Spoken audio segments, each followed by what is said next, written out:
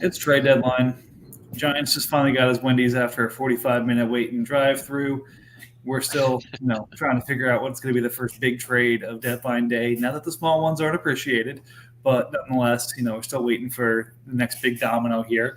Some fun talk in chat last night. We'll catch up on, but yeah, we're ready to get into it and see what happens here. Last year's trade deadline was a lot of fun, and as I rightly pointed out a couple of pods ago, and Jerry made fun of me for, this could be a really fun trade deadline if people, kind of step into their roles and do what they can do with their teams. So you got the Vikings, Giants, Commanders, and Eagles on, gentlemen.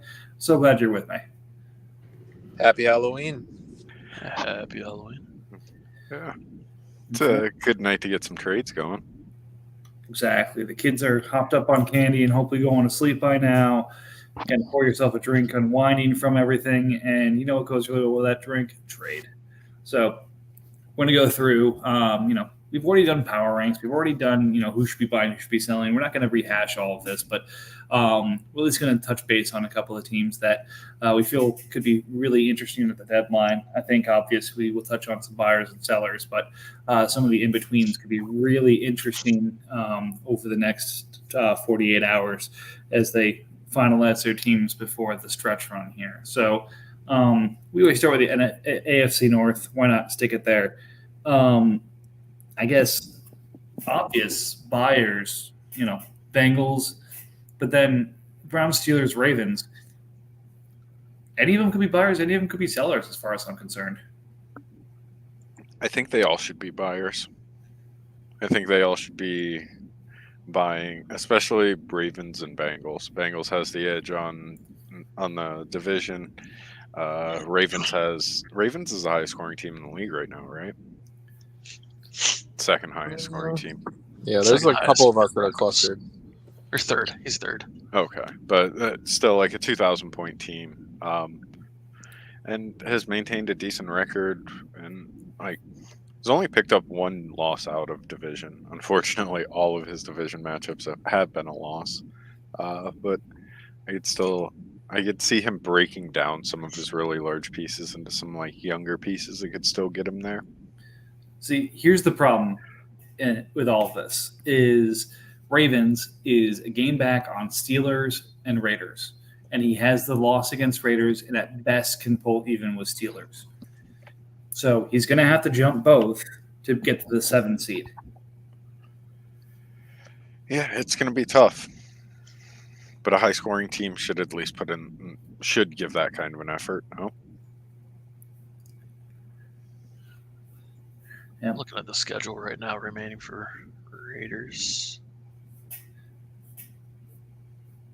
So the Raiders, they'd have to pick up 2 wins on the Raiders. And the Ravens right now, in terms of the remaining schedule, I looked at this before, but Steelers, 49ers, Seahawks, Bears, and Bengals.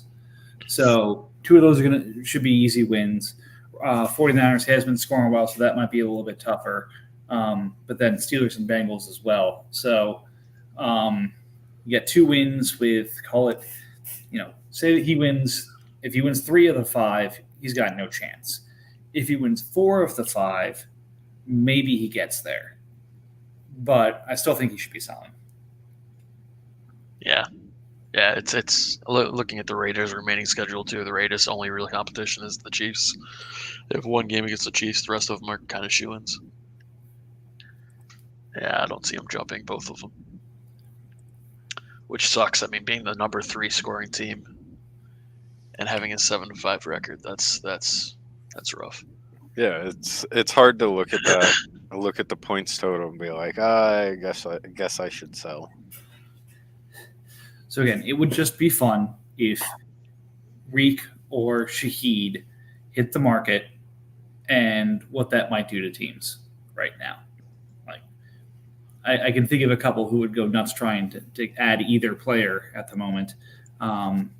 And doesn't even have to be for picks, which Ravens and that team might like better, because then he just reloads and goes after it next year, keeps the core of his team that's scoring every which way Sunday, and doesn't have to play from behind like he is right now.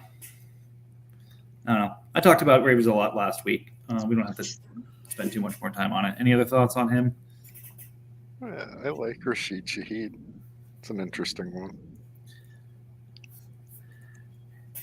And again, it won't happen, but I was also toying around with the idea with Browns has a ton of picks, if I saw correctly, that I think he's trying to buy with. But what if he took the hard right turn and sold? Like, Wilson just had a pretty good game. He could probably, for a reasonable price, still get a decent return on him. Kamara has been beasting everybody at the running back position this year. If he turned around and just sold some of these offensive pieces that are on the verge of aging out while he still could, and just rebounded for next year, again, 9 wins, he might even sneak his way into the playoffs. But if nothing else, again, I don't see this team having the horses to win it all. So put yourself in position so next year you can. Yeah, that would be interesting to see how many first-round picks he could accumulate.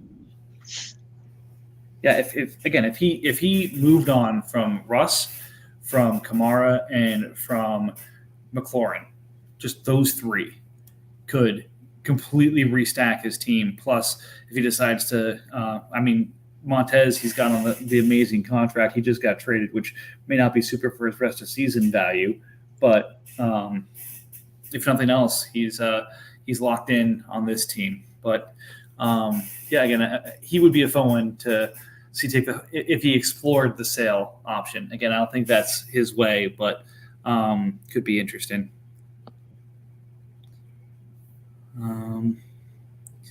The South, the Jags should be selling at this point, right? For sure.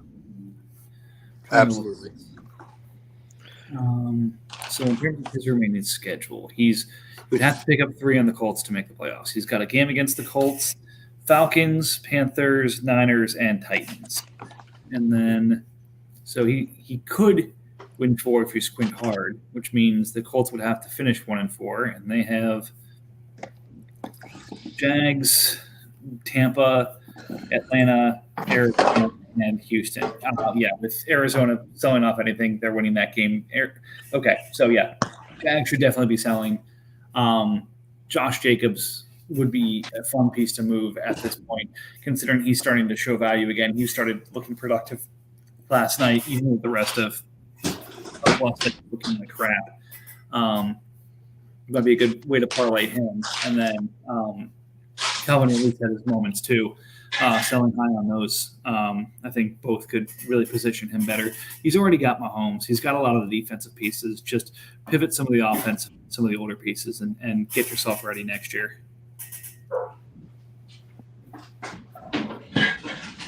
Let's talk about a buying team. I know we said everybody in the East should be selling, but 3 of these teams should still be in it. Which of these teams, if you had to pick one for the AFC East, should be buying? Probably Bills because of the division record. Yeah, I think that's logical. I still feel like the Jets have enough pieces if they can just get a solid running back.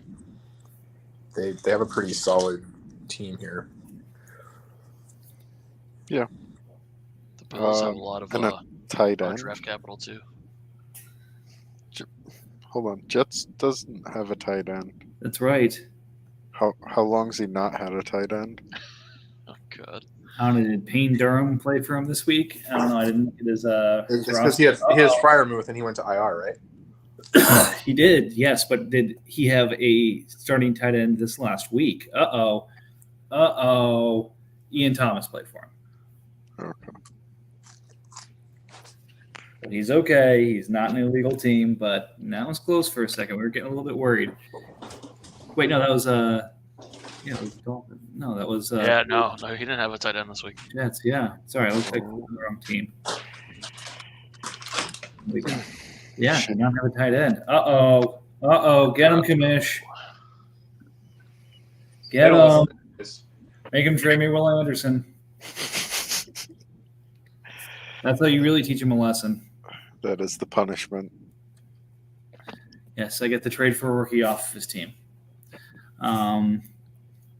Anyways, yeah, I mean the Jets would be fun. You can move Fryermuth for points right now. You can move Chris Gonzalez for points right now. He doesn't control his first next year, so missing the playoffs doesn't make a ton of sense to him. If you can just kind of pivot to something that, again, Fournette is signed, I think, to the Bills practice squad, right? He's That's right. Yeah, he's on the practice squad. oh, Yep. Okay, so maybe in a couple of weeks he's got something there, but I think he still needs that back. So let's see. Would there be there's got to be a trade, say, between Jets and Jags. Get Jacobs on this team, move Fournette into the space, and then some kind of either draft capital or one of these injured guys. Like would Fryermuth and Fournette pull back in say a second, pull back Jacobs and something. probably. Is Jacobs' value fallen that much? Yeah, because where's he going to play next year? It's the risk associated with it. I feel like if you get a starting level tight end on a rookie contract, a second round pick, and something that could still do something in the long term. Fournette's not pretty, but he might turn into something. Then that's better than just sitting on the aging back, in my opinion. Yeah. My brother, the Falcons, another option. Montgomery. It's true. He's another one. Let's jump to him because I think everyone else kind of is spoken for here. God, I can only this is what it would be so much fun if he engaged to sell Etienne.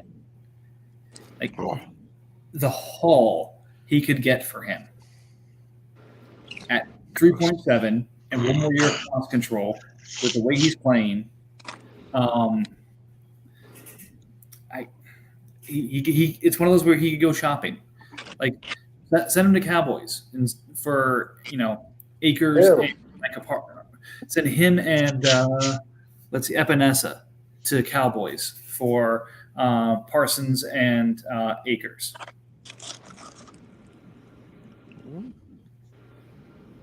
I don't think Parsons is worth that much.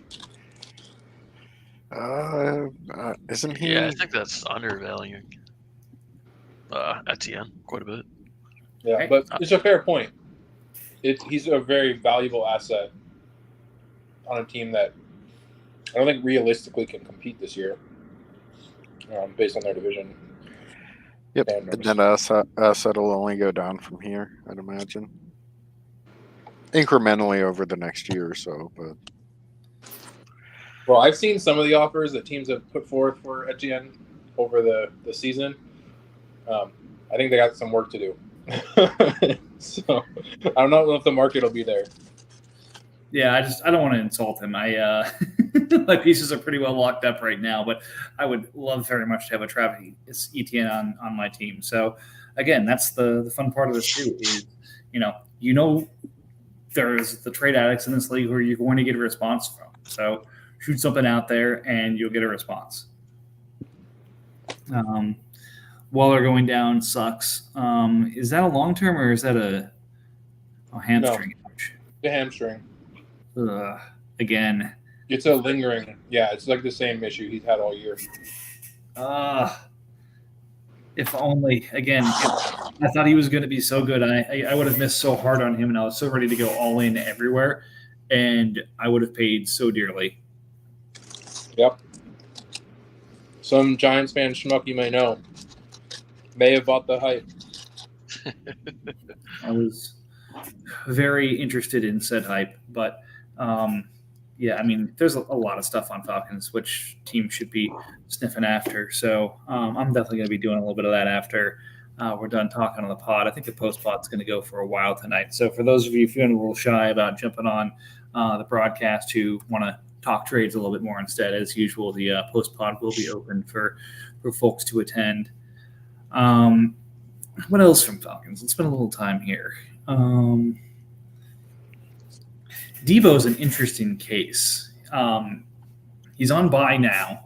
He should be back, and I imagine he'll be healthy when he's off bye in Week 10. And a healthy Debo for the playoffs could be very attractive. But again, at $16.2 million and that unknown, not exactly sell him at peak value, but you might not be able to sell him at peak value just in terms of when he may peak this season. Yeah. I think his receiving room and his linebacker room are both pretty ripe for selling. He's also got Curtis Samuel, who's been ridiculously overly productive this year. Mm-hmm. Godwin on that terrific deal, and then some older linebackers. I can't remember all of them, but David Kendricks, Taki, Tranquil, and then Bynum has just been everywhere this season. Yep, it's nuts. And his safeties are already good. 142.4 so far. I think he might be the number one safety. Wow. Gotta be with those numbers. That's insane. Yeah, he's the number one safety right now by 30 fucking points. I was gonna say I'd be happy with those numbers at year end, let alone week 9. Yeah. Crazy. Number 2 is Harrison Smith and 3 is Kyle Hamilton, but Jesus. Over the 3, and he's 25 years old on that contract, dude. Either extend him or trade him. Like, come on. This is come on. Just do the right thing here.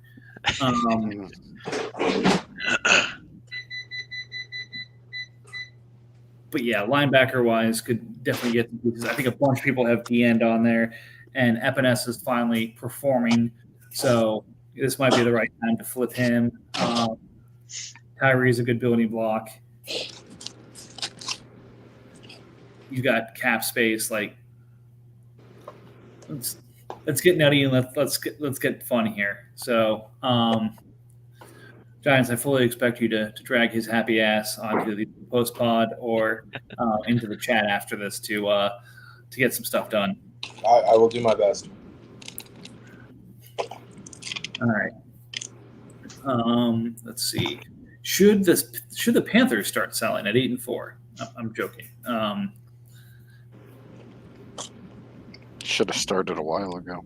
He's firmly, it looks like, locked into the 7 seed unless the 49ers are able to rip off a nice little stretch of wins down the end here. I think just from who I've seen him play, they may have a really they're going to have 2 wins to finish with Jags and Seahawks, but the next 3 are Rams, Ravens, and Steelers. I'm sorry, so 49ers, Rams, Ravens, Steelers. So that's going to be tough unless he can beat the Rams there. That's going to be really tough to catch the Rams with. We're 2 ahead. I guess that can balance out in terms of season schedule. But then Rams have 49ers, Steelers, Browns, Titans, Cardinals. Yeah, so 49ers, time to start selling. I agree. Let's see. I mean, Brock Purdy's not the amazing asset he was a while ago. You're still going to have to franchise him either way. So it's not like poor performance is going to improve what his salary is going to be. His salary is going to suck regardless. So, doesn't he have 8 games played this season now? Can't he be trade extended? It has to be after 2 years. Needs 2 full seasons, which will be at the end of this year, where trade extensions will no longer be applicable. Yeah, that's right. Thanks. Yep. So, I mean, I know he's a diehard fan, but considering what he's going to be making to play quarterback on this team next year, I don't know. Might be worth seeing if there's a contender in need of a quarterback who's ready to ship the house for you.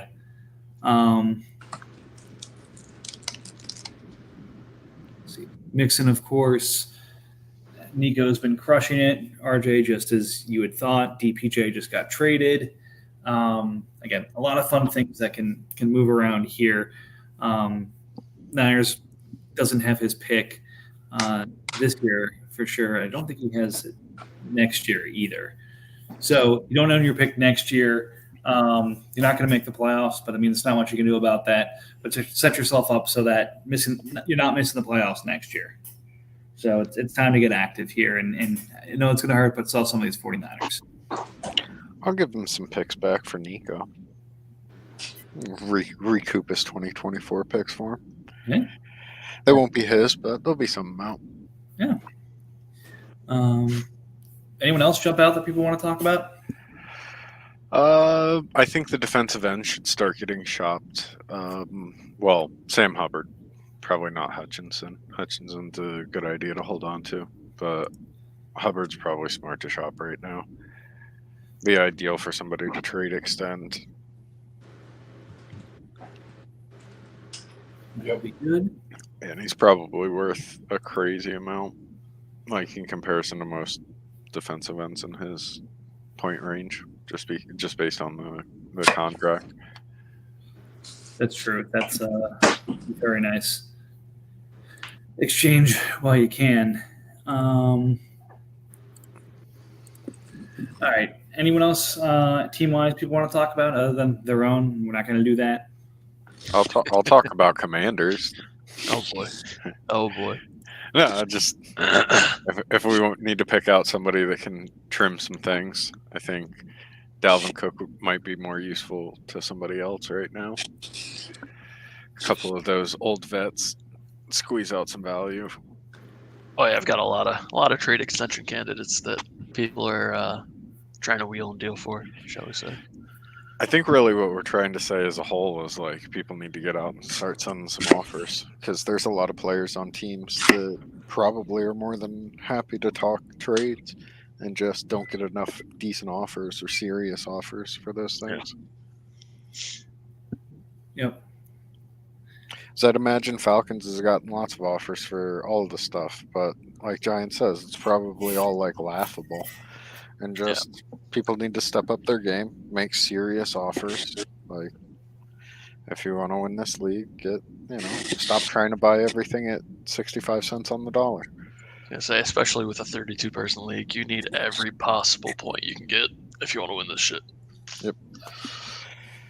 I'm not telling people to go out and overpay for stuff, like, at the deadline, but your offers aren't good enough, most likely aren't good enough, so step them up a little bit.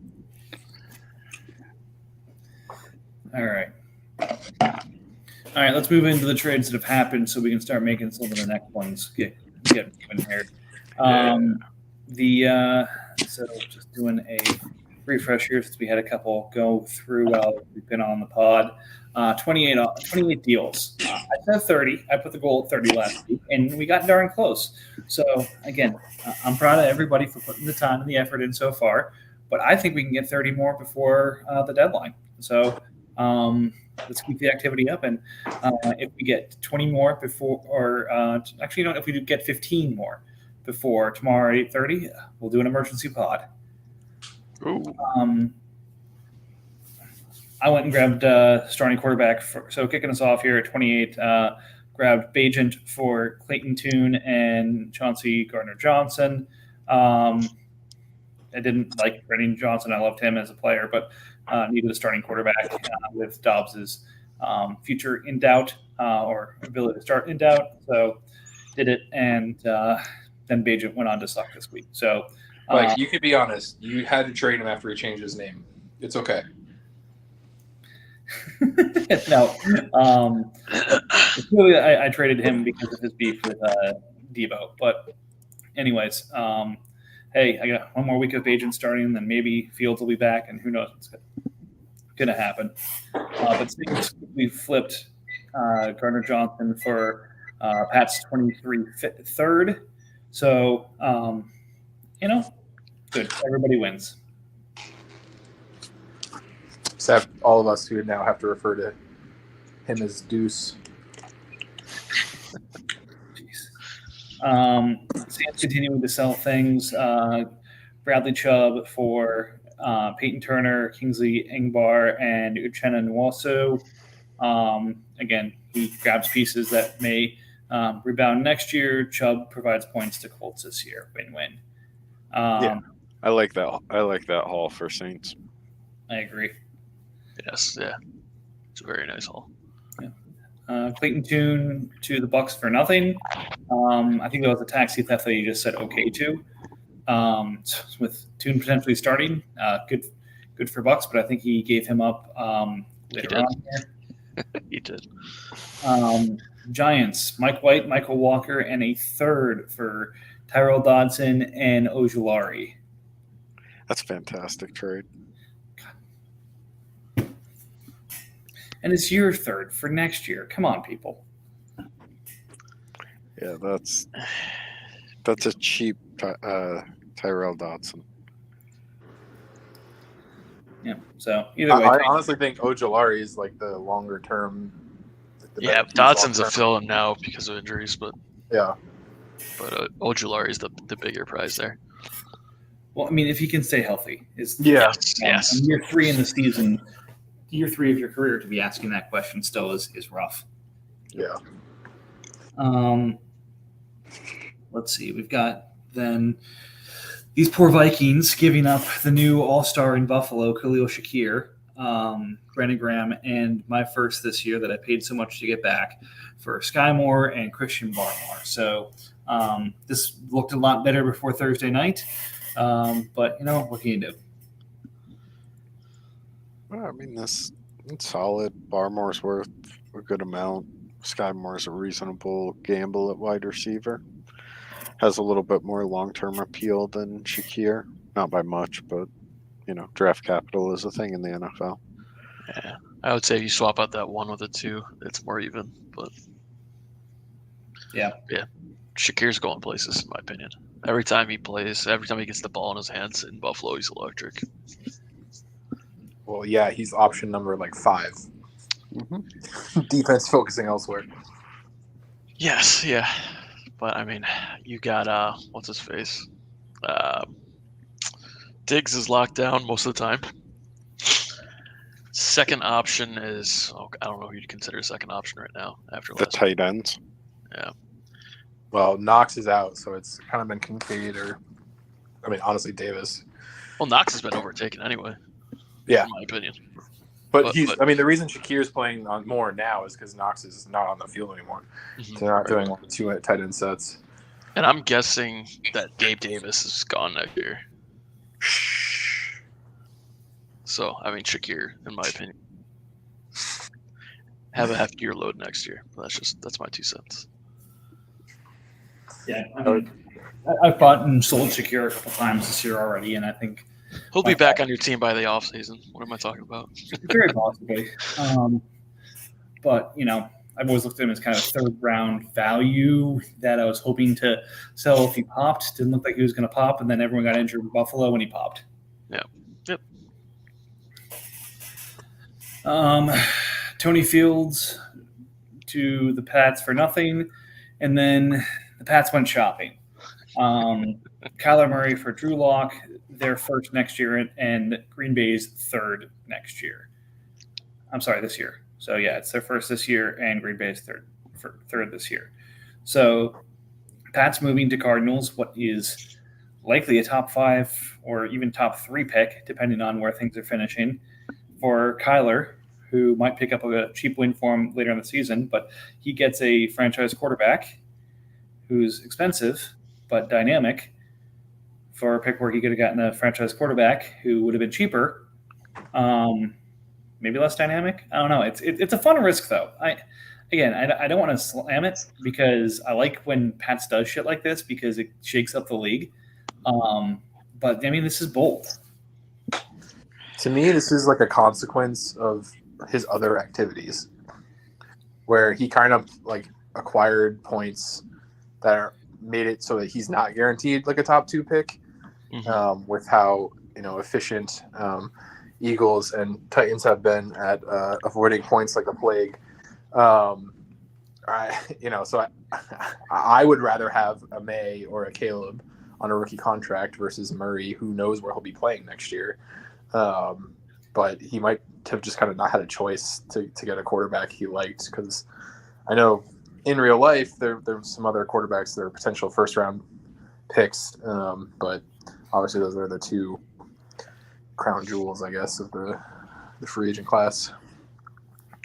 Yeah, I mean, it's the 104 for Kyler Murray, so I don't really hate it. Like, Pats wasn't going to get better than the 104 because Cardinals is scoring less, and he is also a one-loss team, and neither of them are going to randomly pick up a win throughout the rest of the season. Titans and I are pretty much locked into where we are. I don't see either of us picking up a win. So, like, I kind of understand why Pat's moved it there. Like, move it at the best possible, best spot. Like, it looks like the 104. And if he picks up another win on the way and it ends up being the 107 or something like that, it continues to look better in his side. If I were, I just wouldn't have, like, Kyler wouldn't have been my target if I'm going to finally move that pick. I would have been, like, after Herbert or Burrow, one of these other quarterbacks on a tanking team or not competing team, who might not mind, shipping one of those guys for the shot at a rookie. And I'm looking at Pat's team right now. He has $34 million free as of today, right now. On IR, he has a $42 million Kyler Murray with 4 years on the contract. He has a $16 million James Houston on a 3-year contract.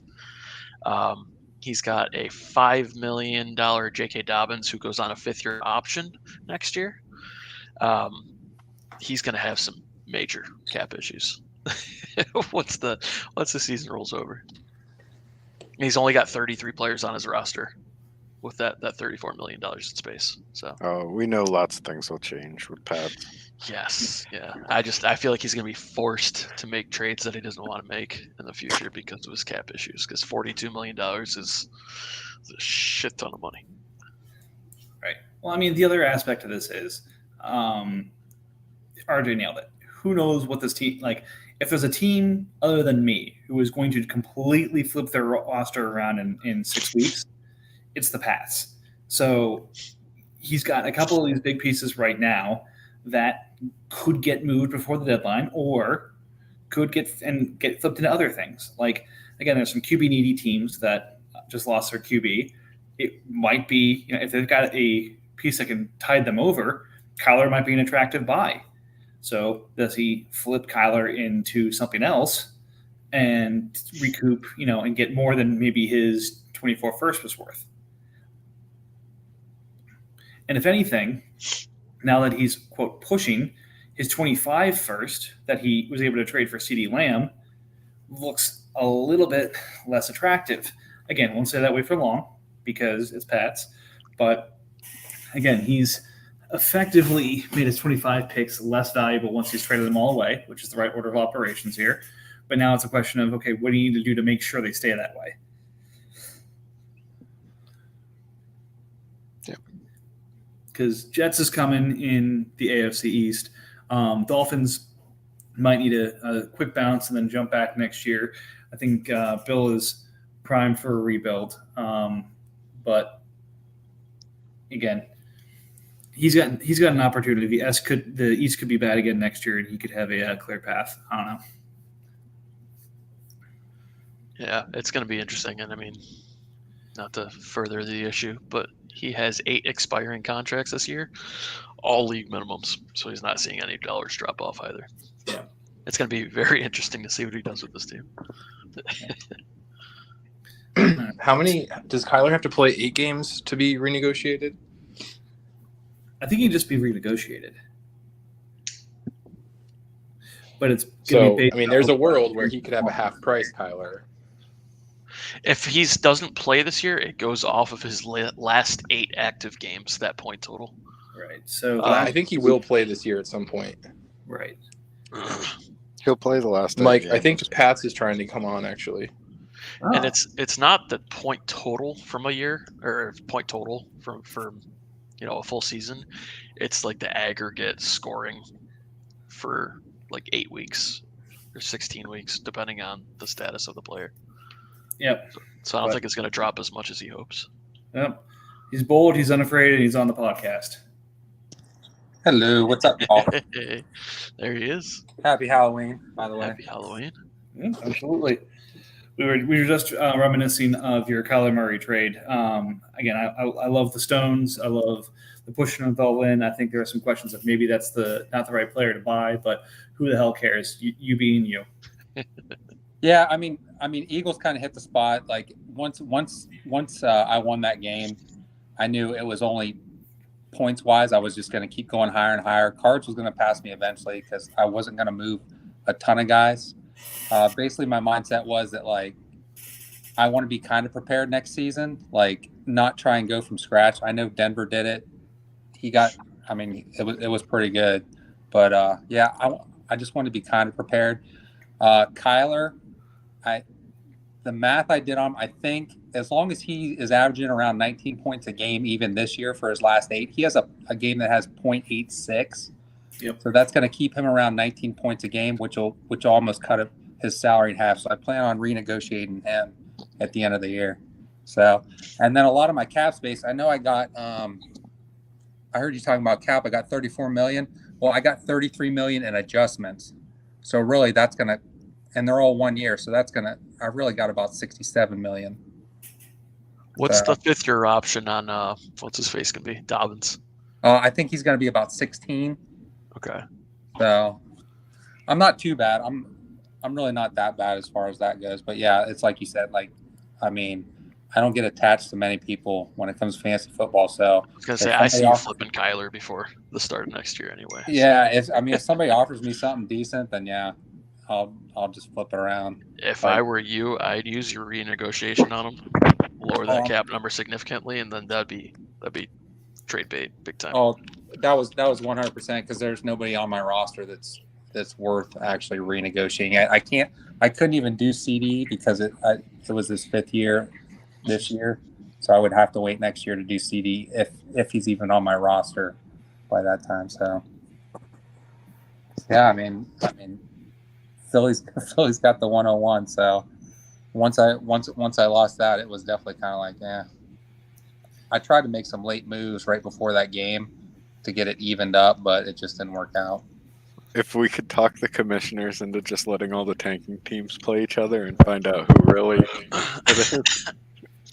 That's why we should wait until like 2 weeks before the season starts. Just like all the bad teams play each other. You go play in the corner, decide who the 101 is. See, this is what we need. We need a sister league that's the NCAA league, that we have the loser bowl that the tanking teams that miss the playoffs play in. The worst 2 go back down to college, and the 2 best college teams move up. We start getting Alabama and Ohio State and some of those college teams in this shit. I'm down. I'm listening. A toilet bowl tournament. Jeremy's not listening yet, but I'm sure he just instinctively threw something on his computer just because that's like that. But He's like, why did I all of a sudden just get angry? I don't know why, but something just pissed me off. It's not like sugar high kids. All right, let's keep going here. Clowney in my 25 4th for A.T. Perry and Sterling Shepard. I have been after Perry all season. I like him. I think he's going to start getting a shot here at the back end. Clowney's been helpful, but I'm silly with my teams. I don't necessarily go all in the right way. I go get the players I want to get, and Perry's been a guy I want. Yeah, if you believe in Perry, I agree. It's not like you paid a crazy amount for Clowney initially. So you're giving up, a mid-round pick and a 4th-round pick? No, just a 4th. Yeah, so that's kind of what I paid to get Clowney in the first place. Yeah, that's fine. Naheem Hines and New England's 4th and 25 for the Bengals 25 3rd. That's fun. Hines should be back in some capacity next year. And moving down from that third to that fourth is, man, we'll see how far that is. Could be quite the distance depending on what Chris decides to do next year, but that's future Chris's problem. I like the Yeah. flyer. I like the flyer for Hines. I think it's definitely worth it.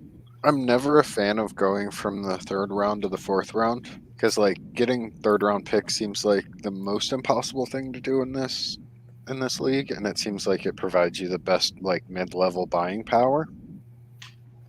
But Hines is like, when I found out that he was still under contract next year, I decided to go through with it because even if they have a wide receiver 2 that carves out a role, he's still going to be the change of pace back, and he's still going to get some type of like return duties. So he'll be productive wherever he goes. I'm a little worried about his knee. I think it's like a pretty bad injury. He got hit by a jet ski. Yes. Incident, yeah. So we shall see. It wasn't an on-field injury, and usually the off-the-field injuries have a tendency to, keep you out longer. So I don't know. I just thought it was a reasonable gamble. He's a good player, decent contract. It's not like there were any other running backs on IR that were under, 27 years old that were around the same price. Yeah. We had discussions about JK, but I wasn't very bullish on buying JK.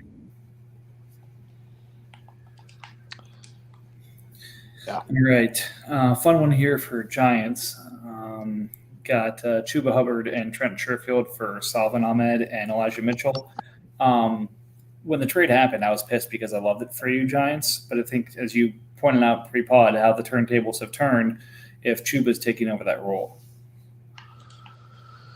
Yep. I still am happy to, I think, kind of capitalize on some Chuba production this year into 2 pieces that I think will also serve me next year. So kind of getting a 2-for-1 works for me still. But if Chuba ends up winning that role, it's a bit of a bummer, but I do have A-Chain. So Ahmed is kind of a handcuff there, some insulation from his injury, and Elijah Mitchell is a lottery ticket if something happens to CMC, which it does a lot. This is true. Hey, that's part of why I had Mason. But hey, when you've got a starting running back who you really need to stretch on, who has a messed up oblique, and a secondary option who's a little injured as well, why give the guy who's a battering ram the ball? Doesn't make sense. Yeah, I mean, they have the best approach. Like, when your starting running back's kind of banged up, just make him play every single down. He'll forget about it. Again, concussed. Bucks stole Michael Carter from me. I'm fine with that. He kind of fallen completely out of the rotation and didn't seem to be doing anything. So, Joy, don't have to pay any cap penalty for him, so it's worth it in my regard. Pat's given up his 24 second and Packers 24 fourth for Khalil Herbert and Devin Harper. In the words of I forget what his character's name was, an enemy of the state, but when he says to Will Smith, "You're either incredibly smart or incredibly stupid." So again, Herbert, the buy here is either incredibly smart because of a potential renegotiation and cheap pass catching back in what could be an offense with Caleb Williams next year. Could be a very, very attractive piece to have. Or Roschon, again, at some point takes over the backfield and Herbert becomes kind of the third down guy, then it's a price to pay. But that's what I love about Pats. He doesn't give a shit. He just goes. He says, I like this player. I'm going to go get him. I think he's going to get more valuable. And he does it. I love it. Yeah, I think that's pretty fine value for Herbert, especially considering that that second is maybe no longer. I mean, I guess it's still probably going to be a pretty high second, but yeah, it was a 24 second, not a 25 second. I still like Herbert as a player, and I think that, like you said, you can be a really good contract in this league as a pass catching effective back, even if it's not with Chicago going forward. Well, I mean, we're still 6 months away from finding out, but I don't think you're finding a Khalil Herbert type in the second round next year. And I mean that's mainly what I was thinking. Like I was just thinking of what type of point, at least maybe not full-time starting running back, but good point scoring running back could I get like in the beginning of that's not in the first round. And I mean, yeah, what's his Kansas City maybe got Damian Pierce a year or two ago, but it just seems like that's more luck than. It was Pierce and Stevenson are like the recency bias, like examples of like, oh, second round RBs can be insane. But this year, I think kind of also shows like both have kind of fallen off and maybe kind of representing better their draft capital in real life. So I totally see it from that point of view too. All right. Moving right along. Oh, sorry. Give me 1 second. I'll fess up to it. I went and sent a trade out while we were going through the trade, so I need to pull the screen back up. Ooh. I might have a small problem. Anyways, we are Broncos and Panthers. Javon Hargrave, Deron Bland for Durham Highsmith, Jordan Davis, my 24 fourth, and the 49ers 25 third. I mean, it's a corner and a D tackle, so they're replaceable for sure. I like Jordan Davis, but the pick might be worth it. But Bland's playing pretty fantastic for Dallas. That he is. Hargrave put up a 0 last the first game that he went to Broncos, which is pretty disappointing. Yeah. But I like the trade. I kind of just see it as even. I don't really see anybody gaining like any type of great value on it. I like the depth add from Panthers side. Turning those two pieces into 4 solid. Yep, I agree with that. Jordan Davis has been disappointing, so I don't think. We've always said this. Like, he's really good in real life. He's a monster of a run stuffer, but like he's not going to be that productive. And like, from a stat sheet standpoint, I know the first 2 weeks he happened to eat some shitty O lines and his like 10 touches, but I think he's going to be kind of some fool's gold at D tackle, where he's more name recognition than anything. Yeah, he legitimately may just end up playing that like plug role and rarely even see tackles. Yeah. Occasionally he'll break through the line and pressure the quarterback, get a sack, get a half a sack. But yeah, he is definitely looking like just a big body more than a superstar playmaker. All right. Giants and Colts. Jamin Davis and Jason Owe for Matabuki, Sam Williams, and EJ Speed. Nice little pickup from for both sides, I say. Colts gets his linebacking core a lot stronger. Giants adds a couple of DNs. And Speed, again. Wait, Giants, weren't you saying you were trying to trade him as a trade extension? Yep. So you traded for him. Are you out of trade extensions, or you just didn't want to extend him, or? Yeah, I just didn't want to extend him. Okay, got it. All right, I guess that makes sense. I mean, yeah, I can tag him if I really feel strongly about him, but at the time, I assumed I would kind of maybe move him for someone a little bit cheaper. Yep, I gotcha. When you have a $40+ million quarterback, you gotta slim down some of these fat contracts. So I'm looking at this. So the next one, we got a couple more Bill offers or Bill trades here that are worth taking a look at. Maybe I'll do them all as one. So basically, he trades Raheem Mostert, Xavier Gibson, and Kendall Fuller for Josh Palmer, Damone Clark, Marvin Jones, and Kareem Jackson. And Kendrick Bourne and Andre Cisco. Well, Bourne's off his team now. Yeah. Yeah, he got Cisco too. So I guess Bill didn't have enough players and really needed to fill some stuff out, but he picks up like 5 or 6 more players right here. I think the Cowboys Broncos trades, like as a standalone, like that was an amazing move on Bill's part. And Yeah, I think the second one was pretty fantastic on Bill's part too. It's just a little bit of dumb luck that every wide receiver he buys ends up losing a leg. Yeah, I think this was a fantastic value, like flipping Mostert into a bunch of depth on his team. Obviously, like Mostert's been killing it this year, but I think when you're adding like potentially like 4 bodies that could be giving you startable points going into the playoffs, that's going to be way better. Mostert is, second fiddle to my man Devin Achane. So I love this trades for Bill, and sending a first for a 31-year-old running back who's $16+ million. I don't know what he is after the extension, if he did extend him.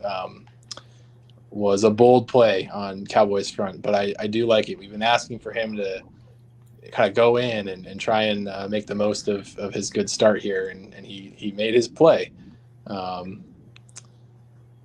don't know how long it'll look good if Mostert's on a team next year, but we can talk about that in the offseason. All right. Next up, Lions finally moving Devondre Campbell. He's been trying to move him for a while for Ty Chandler, Eagles 3rd and Chargers 4th this year. So early 3rd and Ty Chandler for a producing middle linebacker who is now healthy. I know we wanted a second, but this isn't too bad. Yeah, I think this is a good buy for Browns, and I think this was a good price to settle on for Lions. Devondre is probably one of the more capable inside linebackers in the league right now, but he has trouble staying on the field, and he's a little bit older. If I'm not mistaken, he's like 30 or 31, right? I think he's older than that. He's 30. He's 30. Okay. Does everything great, productive in fantasy, but yeah, he's on that tail end, so you're not I don't know how realistic a second is, but I do like the getting Ty Chandler in there as a little throw in. He might be valuable at some point. Why are all these running backs so old? That is the question. They need to change the restriction. Let running backs come out after 2 years of college. It's probably COVID, isn't it? It is. With COVID, yeah. Yeah, so we're going to get a lot of like 22-year-old and 23-year-old rookies that then like year 2, they're 25 and you're like, oh man, you're ancient. Yeah.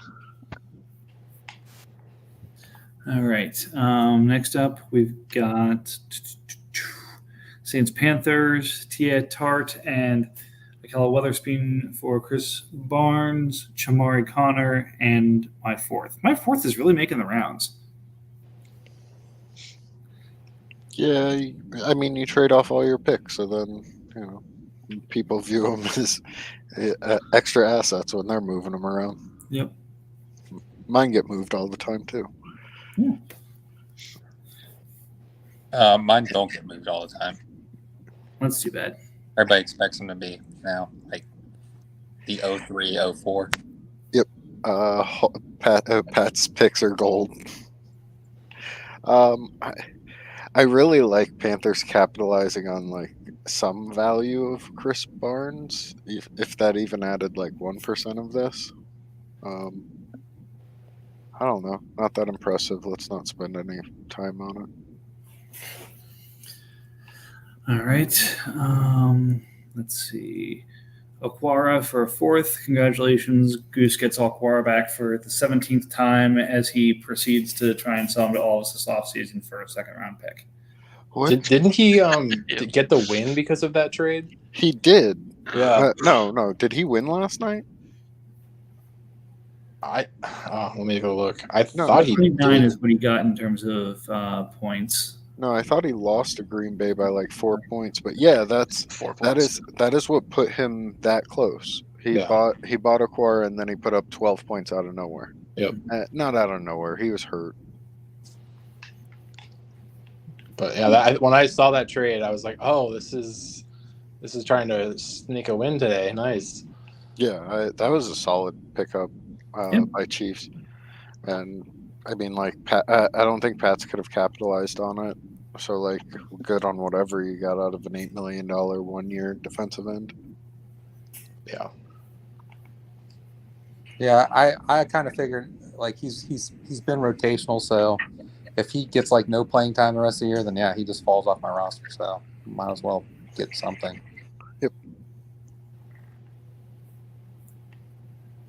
All right. Couple of looks like thefts here, but may have just been giveaways.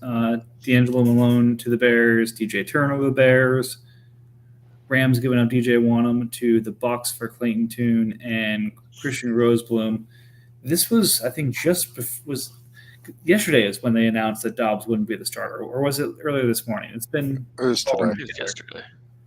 Was so it this yesterday? was coincidentally like an hour before, when Bucks was looking for a starting QB, he finds out that he may have had one in his roster. That's not fun. Well, he used up all his luck to win the championship last year. Now he's got to win the second one the hard way. Yep. Um, On the bright side, I won't get any more trade offers with Roseboom. So let's see. This time it wasn't. This might be the first time that we've seen a player used as leverage to move kickers around. But Jacksonville kicker for the Bengals kicker and Andre Jones. That's acceptable. So he's on bye this week. Who does Cardinals play this week? He plays the Seahawks. Ooh. I get it. This is a week he really needs to limit those points. Mm-hmm. Oh, the things you have to do to not get wins in this league. It takes mental math.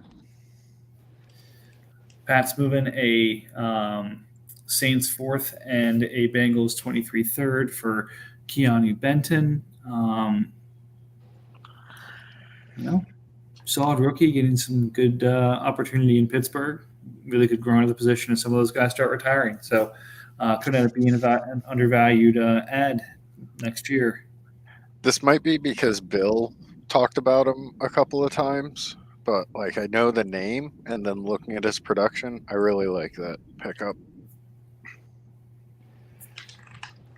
Like good, super productive defensive tackles usually bring in a really good third or a really good second round pick in this league, so I can easily see profit from that one in a year or two. Mm-hmm. Let's see. Cowboys picking up Devin Tompkins for nothing. Not sure what happened there. And then Buccaneers getting Taylor Heineke and the Bears 24 second for Kirk Cousins. So, you know what? Good on you, Bucks.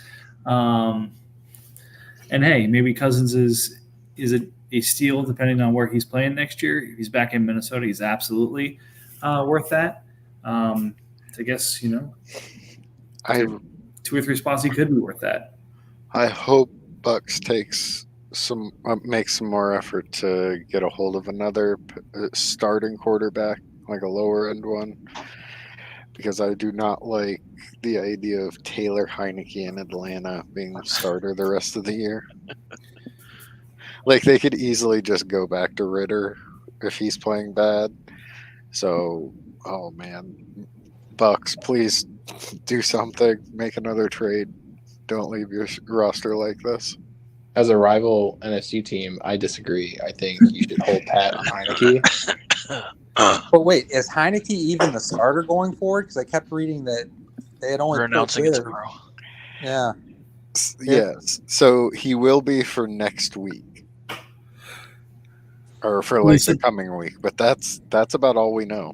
Atlanta is named starting quarterback on Wednesday. Wow. So it Wow. probably is, but who knows? And then Also, hats off to Browns for capitalizing on Heineke. Yeah. I don't like the idea of picking up a broken Kirk Cousins, but he at least got something worth more than a second in Taylor Heineke. yeah, again, I think it's a question of would Cousins have cost that in the offseason? And I think there's maybe 2 or 3 teams he goes to where he costs more than that. Otherwise, he costs that or less. So it's a fun bet on the upside. I mean, at some point, regardless of, as long as he signs with a team, I'd imagine he'd be worth roughly that, if not more. It's just a matter of like what time, because every single one of these quarterbacks that is going to be a starter next year will get some type of hype because they have the starting job. It's just a matter of capitalizing at the right time.